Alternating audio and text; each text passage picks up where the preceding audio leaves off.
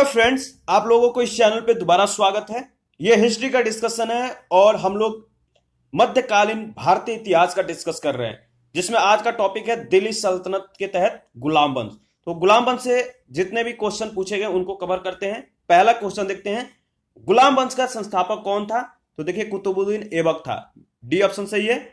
1206 ईस्वी से 1290 ईस्वी तक दिल्ली सल्तनत के सुल्तान गुलाम वंश के सुल्तानों के नाम से विख्यात हुए, जिसका संस्थापक है कुतुबुद्दीन ऐबक। वे एक वंश के नहीं थे, वे सभी तुर्क थे और अपने वंश उनके जो वंश थे पृथक पृथक थे। साथ ही वे स्वतंत्र माता पिता के संतान थे और इन सुल्तानों को गुलाम वंश के सुल्तान कहने के स्थान पर प्रारंभिक तुर्क सुल्तान या दिल्ली के ममलुक सुल्तान कहना अधिक उपयुक्त है।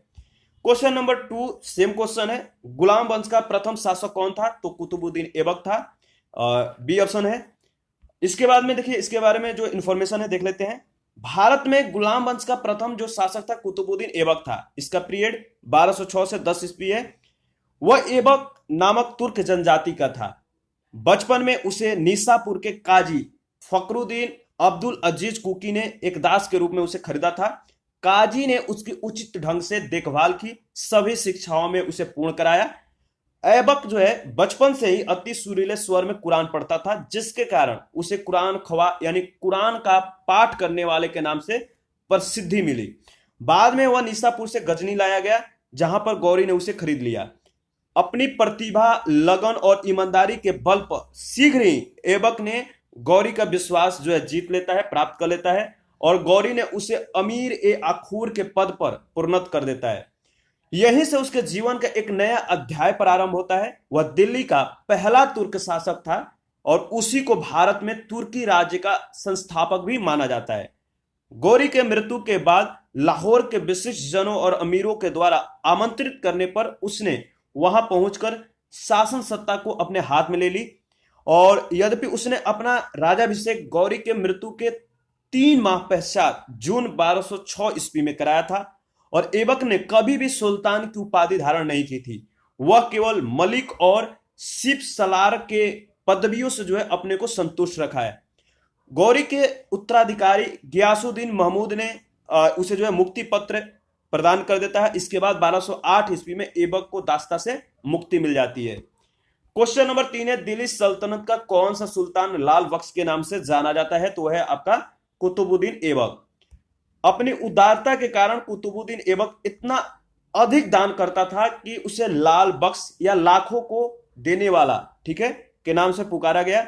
फरिश्ता ने लिखा है कि यदि व्यक्ति किसी की दानशीलता की प्रशंसा करते थे तो उसे अपने युग का ऐबक पुकारते थे। इसकी एक उपाधि कुरान खवा थी।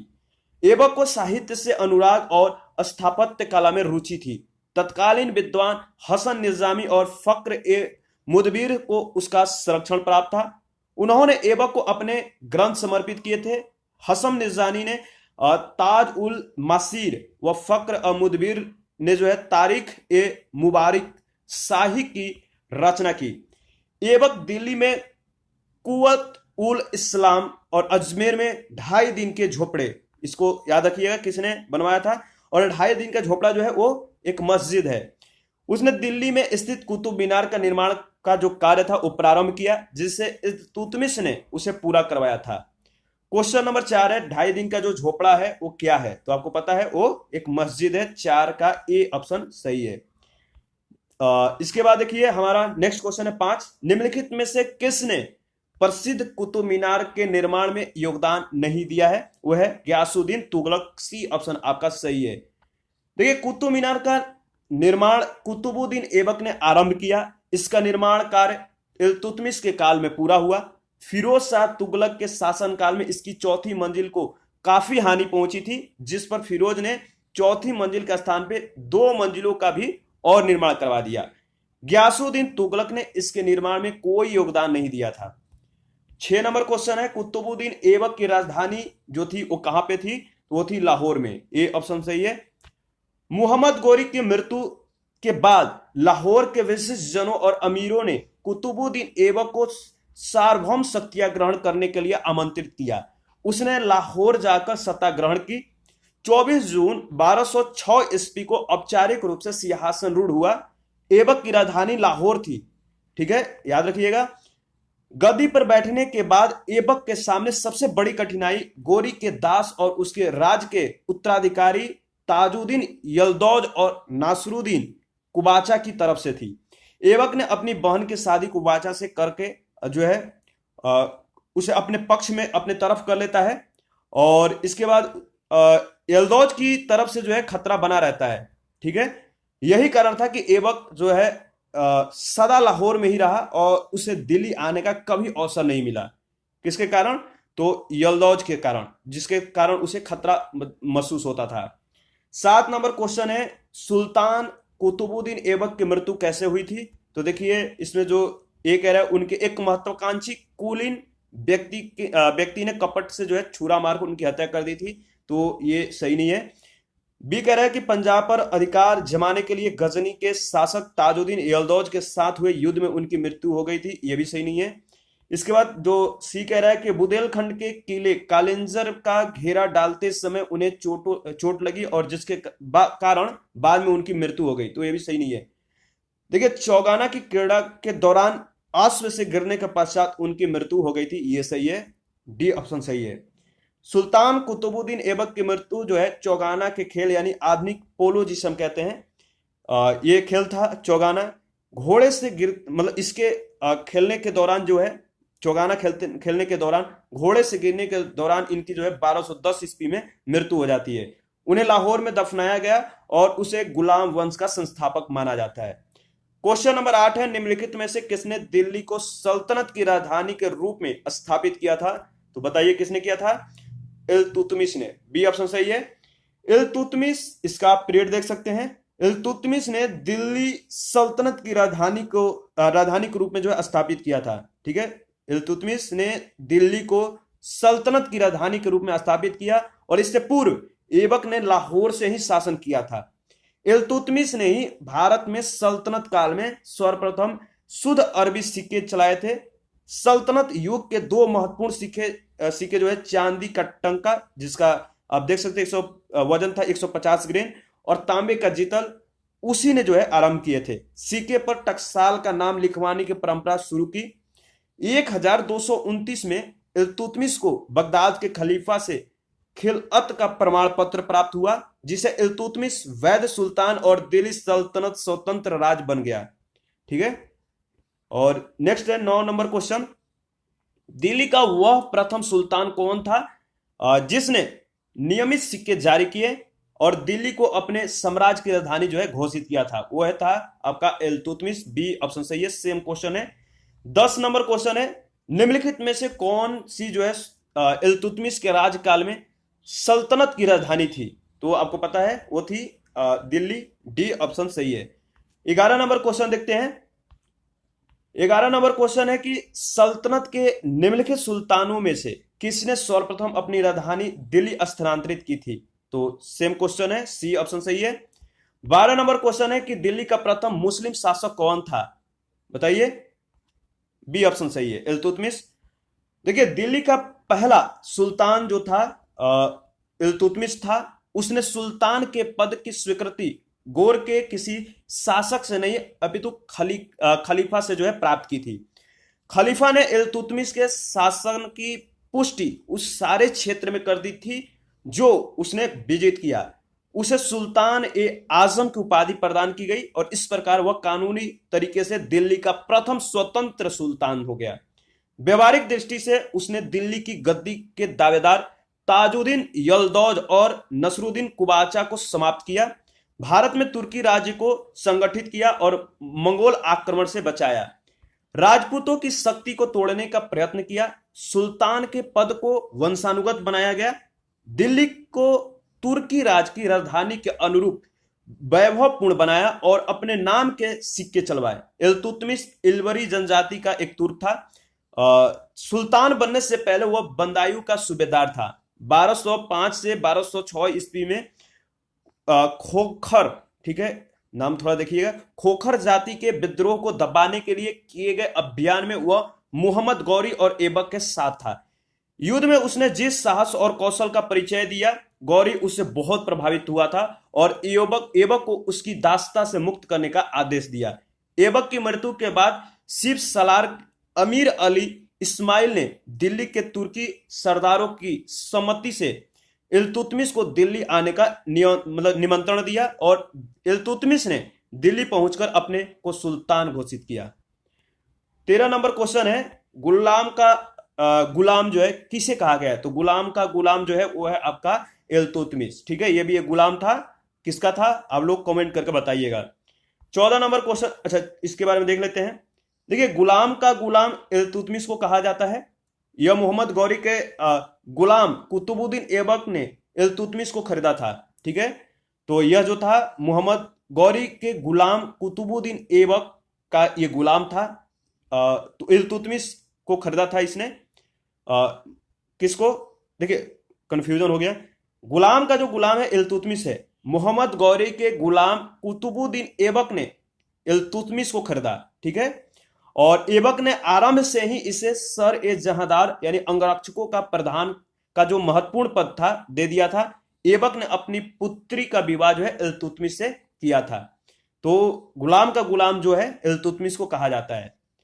नेक्स्ट क्वेश्चन है 14, निम्नलिखित में कौन है जो मध्यकालीन भारत की प्रथम महिला शासिका थी? तो आपको पता है वो थी रजिया सुल्तान। मध्यकालीन भारत की प्रथम महिला शासिका जो है रजिया सुल्तान है और इनका पीरियड आप देख सकते हैं 1236 से 40 है। व्यक्तिगत दृष्टि से उसने भारत में पहली बार स्त्री के संबंध में इस्लाम की परंपराओं का उल्लंघन किया। राजनीतिक दृष्टि से उसने राज की शक्ति को सरदारों और सूबेदारों में विभाजित करने के स्थान पर सुल्तान के हाथों में केंद्रित करने पर बल दिया। इस प्रकार उसने इल्तुतमिश के संपूर्ण प्रभुत्व संपन्न राजतंत्र के सिद्धांत का समर्थन किया जो उस समय की परिस्थितियों में तुर्की राज के हित में था। क्वेश्चन नंबर नेक्स्ट है 15, मंगोल आक्रमणकारी चंगेज खां भारत के उत्तर पश्चिम सीमा पर निम्न में से किसके काल में आया था? तो देखिए ये आया था इल्तुतमिश के काल में। बी ऑप्शन सही है। मंगोल नेता चंगेज खां भारत की उत्तर पश्चिमी सीमा पर इल्तुतमिश के शासनकाल में आया था। चंगेज खां के प्रकोप से रक्षार्थ ख्वारिज्म शाह का पुत्र जलालुद्दीन मंगबरनी सिंधु घाटी पहुंचा। चंगेज खां ने इल्तुतमिश के पास अपने दूत भेजे थे कि वह मंगबरनी की सहायता न करे। इल्तुतमिश ने उसकी कोई सहायता न की और जब मंगबरनी 1224 ईस्वी में भारत से चला गया तो इस समस्या का समाधान हो गया। 16 नंबर क्वेश्चन है, दिल्ली में कौन सा सुल्तान मंगोल नेता चंगेज खां का समकालीन था? वो था इल्तुतमिश। ए ऑप्शन सही है। 16 नंबर क्वेश्चन के बाद 17 देखते हैं। 17 में है कि किसके शासनकाल में मंगोल प्रथम बार सिंधु के तट पर देखे गए? तो बताइए, इल्तुतमिश के काल में। सेम क्वेश्चन है। 18 नंबर क्वेश्चन है, चंगेज खां के अधीन मंगोलों ने भारत पर आक्रमण किया था इल्तुतमिश के शासनकाल में। नेक्स्ट है 19, चंगेज खां का मूल नाम क्या था? तो था तेमुचिन। ठीक है, चंगेज खां एक मंगोल शासक था जिसने मंगोल साम्राज्य के विस्तार में एक अहम भूमिका निभाई। चंगेज खां का वास्तविक या प्रारंभिक नाम तेमुजिन या तेमुचिन था। तो नाम थोड़ा सा कंफ्यूज हो सकता है, तो दोनों याद रखिएगा, प्रोनाउंसिएशन में डिफरेंट होता है। क्वेश्चन नंबर 20 है, इल्तुतमिश ने बिहार में अपना प्रथम सूबेदार नियुक्त किया था किनको? तो बताइए, मलिक जानी को, यानी डी ऑप्शन सही है। 1225 में इल्तुतमिश ने बिहार शरीफ और बाढ़ पर अधिकार कर राजमहल की पहाड़ियों में तेलियागढ़ी के समीप हिसामुद्दीन एवाज को पराजित किया। एवाज ने इल्तुतमिश की अधीनता स्वीकार कर ली। इल्तुतमिश ने एवाज के स्थान पर मलिक जानी को जो है बिहार का सूबेदार नियुक्त किया गया। 21 नंबर क्वेश्चन है, राजिया बेगम को सताच्युत करने में किसका हाथ था? बताइए, तो तुर्कों का था। और नेक्स्ट क्वेश्चन है, दिल्ली के सुल्तान बलबन का पूरा नाम क्या था? तो ग्यासुद्दीन, उसका पूरा नाम था ग्यासुद्दीन बलबन, यानी सी ऑप्शन सही है। और इसके बारे में थोड़ा देख लेते हैं।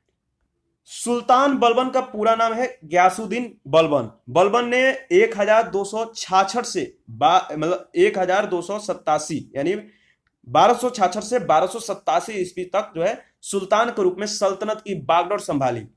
उसे उल्लू खां के नाम से भी जाना जाता है और उसका वास्तविक नाम बहाउद्दीन था। ठीक है। इल्तुतमिश की भांति वह भी जो है इल्बरी तुर्क था। उसने एक नवीन राजवंश बलबन बलबनी वंशी का जो है बलबनी वंश का नींव डाली। बलबन बचपन में ही जो है मंगोलों द्वारा पकड़ लिया गया था, जिन्होंने उसे गजनी में बसरा के निवासी ख्वाजा जमालुद्दीन के हाथों बेच दिया गया था। 1232 ईस्वी में उसे दिल्ली लाया गया और इल्तुतमिश ने उसे 1233 ईस्वी में ग्वालियर विजय के पश्चात उसे खरीदा और उसकी योग्यता से वो प्रभावित होकर इल्तुतमिश ने उसे जो है खसदार का पद दिया। रजिया के काल में वह अमीर ए शिकार के पद पर पहुंच गया था।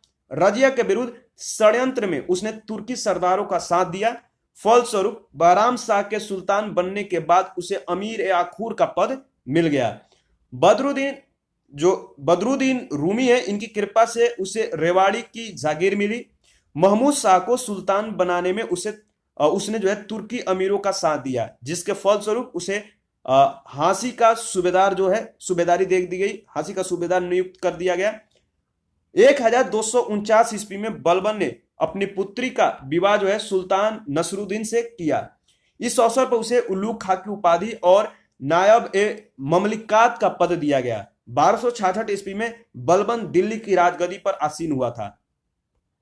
23 नंबर क्वेश्चन है, दिल्ली के किस सुल्तान के विषय में कहा गया है कि उसने रक्त और लौह की नीति अपनाई थी? वह है बलबन। बी ऑप्शन सही है, इसके बारे में यह बात कही गई है।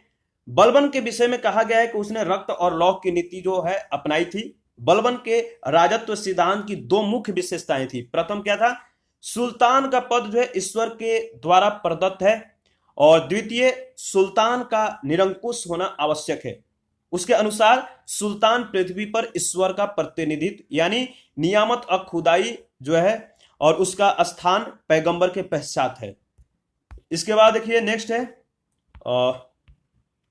24 नंबर, और नीचे दिए गए वक्तव्य में आपको बताना है कि कथन ए कह रहा है कि बलबन ने अपने शासन को शक्तिशाली बनाया और सारी सत्ता अपने हाथ में केंद्रित कर ली, और बी कह रहा है कि वह उत्तर पश्चिमी सीमा को मंगोल के आक्रमण से सुरक्षित करना चाहता था। तो देखिए इसमें जो है पहला दूसरा आपका दोनों सही है और एक की समुचित व्याख्या आर नहीं है। कैसे? देखिए ग्यासुद्दीन बलबन दिल्ली सल्तनत में गुलाम वंश का शासक था। ठीक है, याद रखिएगा, ग्यासुद्दीन बलबन जो था दिल्ली सल्तनत में गुलाम वंश का शासक था। इसने वर्ष 1266 से 1287 तक शासन किया था। इसने सम्राट के पद को जो है दैवीय घोषित कर सारी सत्ता अपने हाथ में केंद्रित कर ली थी। इसने सिजदा व पैबोस प्रथा की शुरुआत की थी। बलबन ने मंगोलों के आक्रमण की रोकथाम करने के उद्देश्य से उत्तर पश्चिमी सीमा पर सुदृढ़ दुर्गों का निर्माण कराया था। इस तरह से जो है ए और आर दोनों सही है, पर आर ए की सही व्याख्या नहीं है। 25 नंबर क्वेश्चन है, अपनी शक्ति को समेकित करने के बाद बलबन ने भव्य उपाधि धारण की थी, जिले इलाही की। सी ऑप्शन सही है। बलबन ने फारस के लोक प्रचलित वीरों से प्रेरणा लेकर अपना राजनीतिक आदर्श निर्मित किया था। उनका अनुकरण करते हुए उसने राजत्व की प्रतिष्ठा को उच्च सम्मान दिलाने का प्रयत्न किया। राजा को धरती पर ईश्वर का प्रतिनिधित्व नियामत खुदाई माना गया। बलबन के अनुसार मान मर्यादा में वह केवल पैगंबर के जो है बाद है, यानी सबसे पहले पैगंबर, इसके बाद जो है सुल्तान का पद है, यानी जो कह सकते हैं कि इसने दैवीय आदर्श को माना। जिले अल्लाह या जिले इलाही अर्थात ईश्वर का प्रतिबिंब जिसे हम कहते हैं। बलबन दिल्ली का प्रथम सुल्तान था जिसने राजत्व संबंधी सिद्धांतों की स्थापना की। उसने पुत्र बुगरा खां से कहा था कि सुल्तान का पद निरंकुशता का सजीव प्रतीक है। ठीक है, क्वेश्चन नंबर जो है नेक्स्ट देखते हैं 26। निम्नलिखित में से किसने भारत में प्रसिद्ध फारसी त्योहार नौरोज का जो है आरंभ करवाया था? वह है बलबन। ये ऑप्शन सही है। अपने दरबार के लिए बलबन ने एक बड़े सुल्तान के दरबार के अनुरूप नियम बनाए। उसने जो है कठोरता से उसे लागू किया और इस क्षेत्र में उसका आदर्श ईरानी बादशाह थे। उसने उनकी कई परंपराओं को अपने दरबार में आरंभ किया। उसने सिजदा यानी भूमि पर लेटकर अभिवादन करना और पाबोस का मतलब सुल्तान के चरणों को चूमना, इस तरह की उसने रीति को आरंभ की। उसने अपने दरबार में प्रतिवर्ष फारसी त्योहार यानी नौरोज बड़ी शान और शौकत के साथ मनाने की प्रथा आरंभ कर ली। 27 नंबर क्वेश्चन है, निम्नलिखित में से कौन सा कथन जो है बलबन के संबंध में सही नहीं है? पहला है उसने नियामत और खुदाई के सिद्धांत का प्रतिपादन किया है, तो ये देखिए सही है, बट हमको वो स्टेटमेंट ढूंढना है जो उसके बारे में जो है गलत बताया गया है। दूसरा है उसने इक्तादारी व्यवस्था जो है प्रारंभ किया था, तो देखिए बी ऑप्शन आपका सही है, क्योंकि इसने ये जो है इक्ता व्यवस्था जो है इक्तादारी व्यवस्था शुरुआत नहीं की थी। इसके बाद सी और डी भी सही है इसके बारे में। तो चलिए डिस्कस कर लेते हैं। बलबन का देखिए आपको पता है कि उसका वास्तविक नाम क्या था? बाहुद्दीन था, और एक और नाम था आपको पता है तो कमेंट में करके बताना है उसका दूसरा नाम क्या था। नसरुद्दीन महमूद ने उसे उलूग खां की उपाधि दी थी, तो देखिए अभी पता भी चल गया आपको। जिले अल्लाह की उपाधि उसने स्वयं धारण की थी। उसके शासनकाल जो 1266 से 1286 ईस्वी तक था। बलबन अपने राजत्व संबंधी विचारों के लिए प्रसिद्ध है। उसके राजत्व का सिद्धांत का जो स्वरूप और सार फारस के राजत्व से प्रेरित था। बलबन ने राजा को नियामत खुदाई यानी ईश्वर का प्रतिनिधित्व बताया। सत्ता ग्रहण करने के बाद बलबन ने इल्तुतमिश द्वारा गठित तुर्क ए चहलगानी के गठन को जो है समाप्त कर दिया। बलबन के काल में एकमात्र विद्रोह 1289 जो है ईस्वी में बंगाल के सूबेदार तुगरिल खां ने किया था, ठीक है, जो है 79 में, जिसे बलबन ने दबाया और विद्रोहियों को मृत्युदंड दिया। इक्तदारी व्यवस्था का प्रचलन बलबन ने नहीं बल्कि इल्तुतमिश ने किया था। तो याद रखिएगा इसका जो है इक्तदारी व्यवस्था किसके द्वारा शुरुआत किया गया था? तो इल्तुतमिश द्वारा, न कि बलबन द्वारा। 28 नंबर क्वेश्चन है, निम्नलिखित सुल्तानों में से किसने गढ़ मुक्तेश्वर की मस्जिद की दीवारों पर अपने शिलालेख में स्वयं को खलीफा का सहायक बताया या कहा है? वह है बलबन। ए ऑप्शन सही है। और नेक्स्ट देखते हैं। देखिए नेक्स्ट हमारा जो टॉपिक है खिलजी वंश है, तो चलिए इसको भी देख लेते हैं। पहला क्वेश्चन है कि जब उसने राजत्व प्राप्त किया तो वह शरीयत के नियमों और आदर्शों को जो है पूर्णतः स्वतंत्र था। बर्नी ने यह कथन किस सुल्तान के बारे में कहा है? बताइए। देखिए ये जो है अलाउद्दीन खिलजी के बारे में बर्नी के द्वारा कहा गया है। जियाउद्दीन बर्नी का जो कथन है अलाउद्दीन खिलजी के लिए है। अलाउद्दीन जो है दिल्ली का पहला सुल्तान था जिसने धर्म पर राज्य का नियंत्रण स्थापित किया। इस संदर्भ में अपनी नीति की व्याख्या करते हुए वो कहता है कि मैं नहीं जानता कि कानून की दृष्टि से क्या उचित है और क्या अनुचित है। मैं राज्य की भलाई अथवा अवसर विशेष के लिए जो उपयुक्त समझता हूं उसी को करने की आज्ञा देता हूं। अंतिम न्याय के दिन मेरा क्या होगा मैं नहीं जानता। अलाउद्दीन के जनपद के विषय में बलबन के विचार को पुनः जीवित किया गया। वह राजा की सार्वभौमिकता में विश्वास रखता था जो पृथ्वी पर ईश्वर की प्रतिनिधित्व मात्र है। उसने अपनी शक्ति की वृद्धि के विषय में खलीफा की अनुमति लेना आवश्यक नहीं समझा, इसीलिए उसने खलीफा को अपने पद की मान्यता प्राप्त करने के संबंध में कोई याचना नहीं की। उसने अपने आप को यामीन उल खिलाफत नासरी अमीर उल मुमनिन बताया। इस प्रकार अलाउद्दीन दिल्ली का पहला सुल्तान था जिसने धर्म को राजनीतिक में हस्तक्षेप नहीं करने दिया।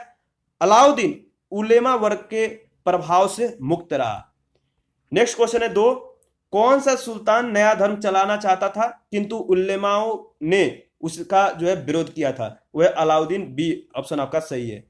अलाउद्दीन खिलजी एक महत्वाकांक्षी सुल्तान था। उसने सिकंदर द्वितीय सानी की उपाधि जो है धारण की और उसने अपने सिक्कों पर जो है उसे अंकित करवाया।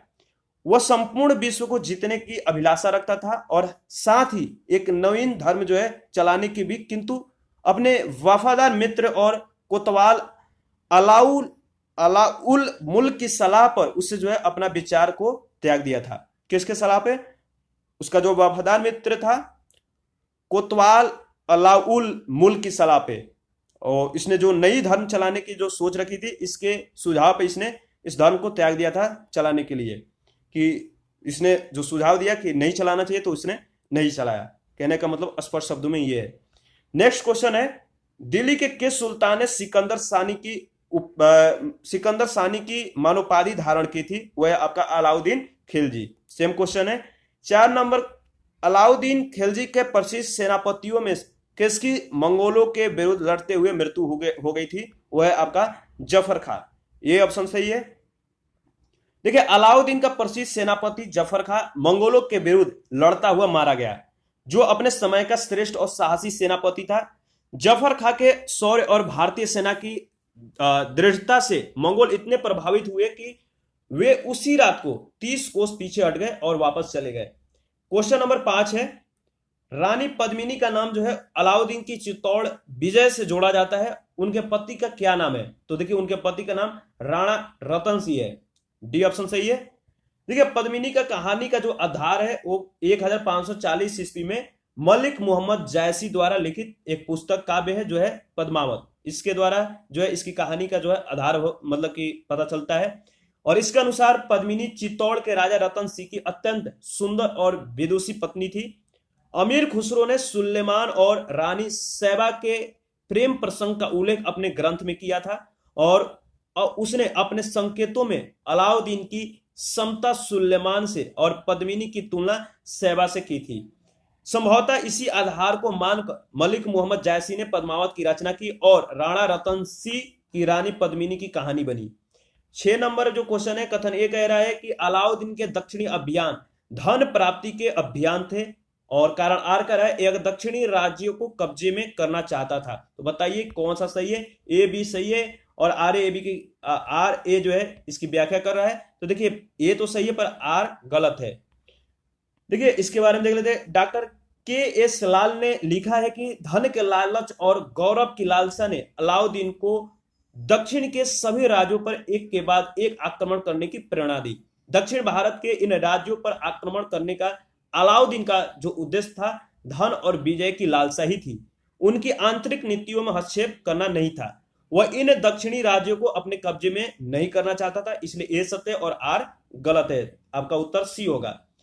अलाउद्दीन खिलजी के आक्रमण के समय देवगिरी का शासक जो था कौन था? बताइए। तो रामचंद्र देव था। ए ऑप्शन सही है।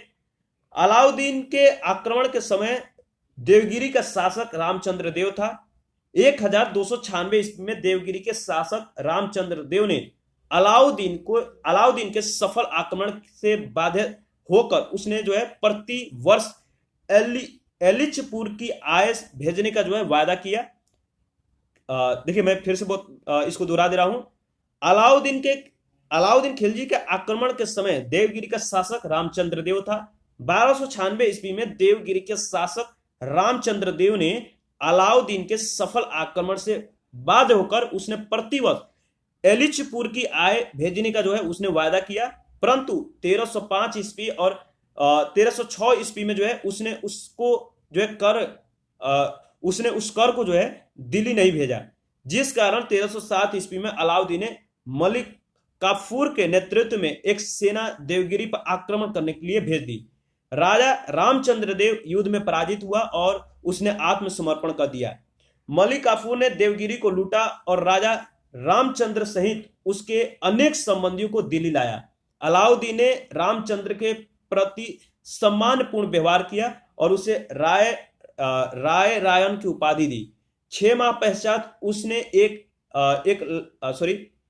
पश्चात उसे जो है 1 लाख सोने का टंका और नौसारी का जिला देकर उसे राज्य वापस भेज दिया गया।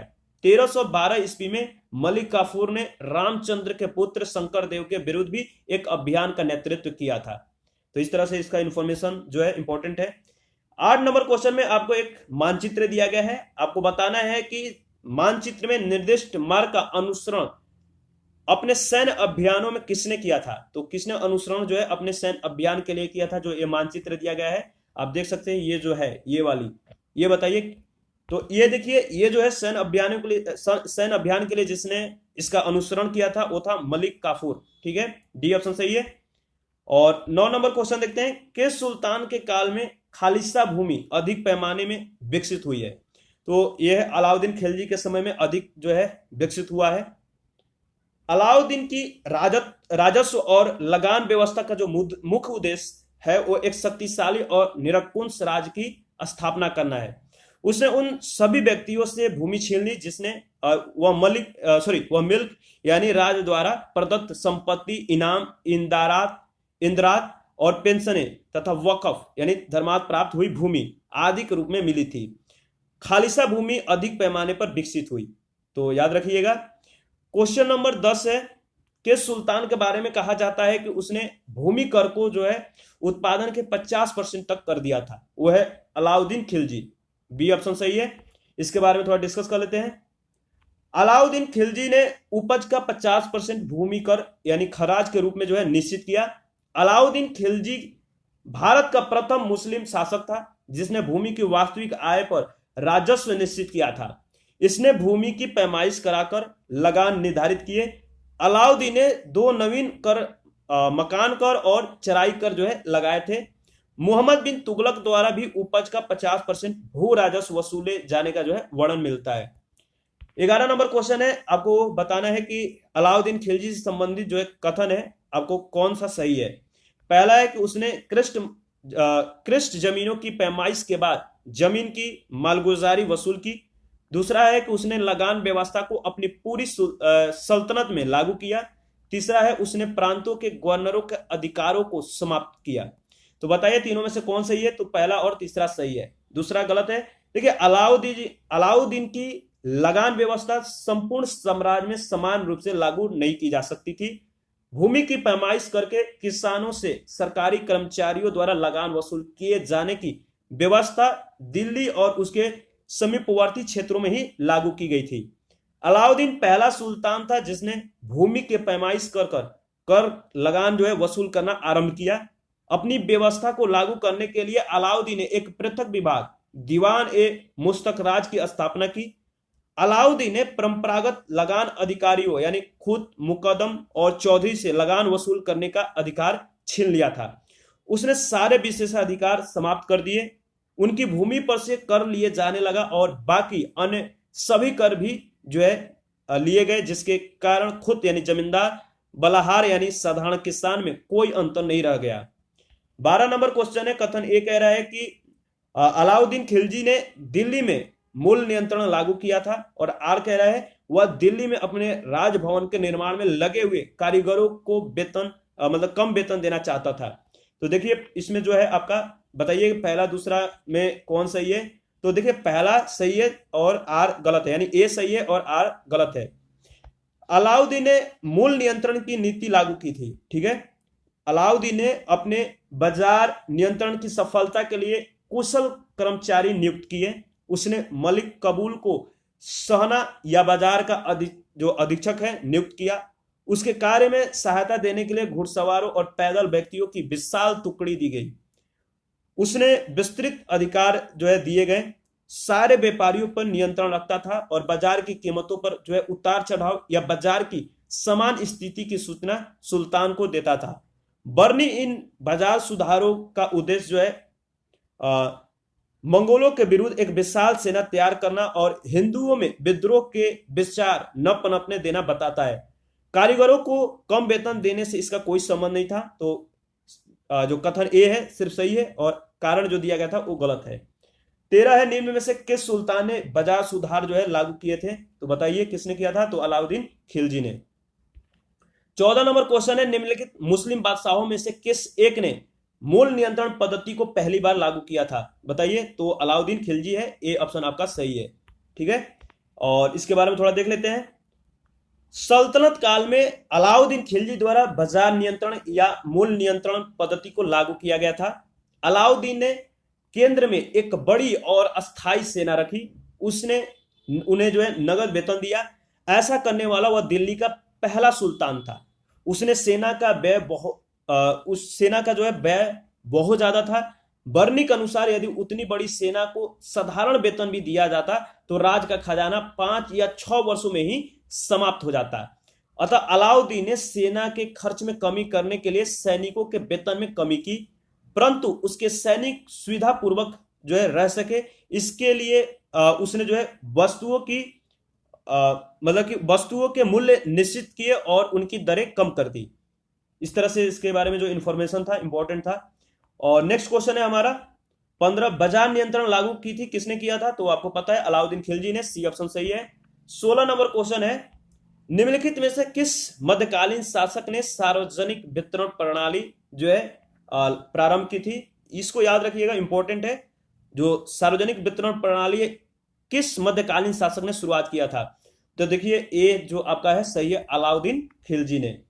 17 नंबर क्वेश्चन है, घड़ी अथवा घड़ी कर या गृह कर लगाने वाला दिल्ली का प्रथम सुल्तान कौन था? तो अलाउद्दीन खिलजी था।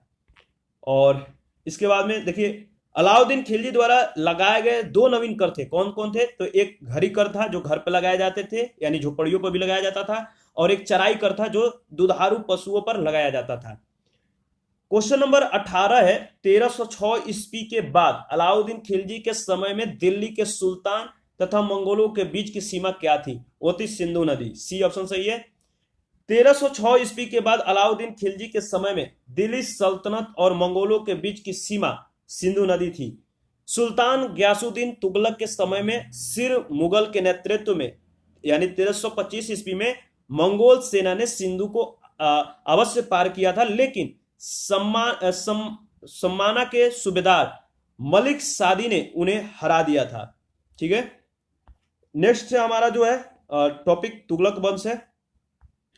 इसको जो है इस टॉपिक को नेक्स्ट वीडियो में डिस्कस करेंगे, क्योंकि ज्यादा इसको अब डिस्कस करेंगे तो वीडियो लॉन्ग हो जाएगा। तो अभी के लिए इतना ही। आप लोग जो है अपना प्रतिक्रिया जरूर दीजिएगा, वीडियो को लाइक शेयर जरूर करिए और चैनल को सब्सक्राइब जरूर कर लीजिएगा। थैंक यू, मिलते हैं न्यू वीडियो।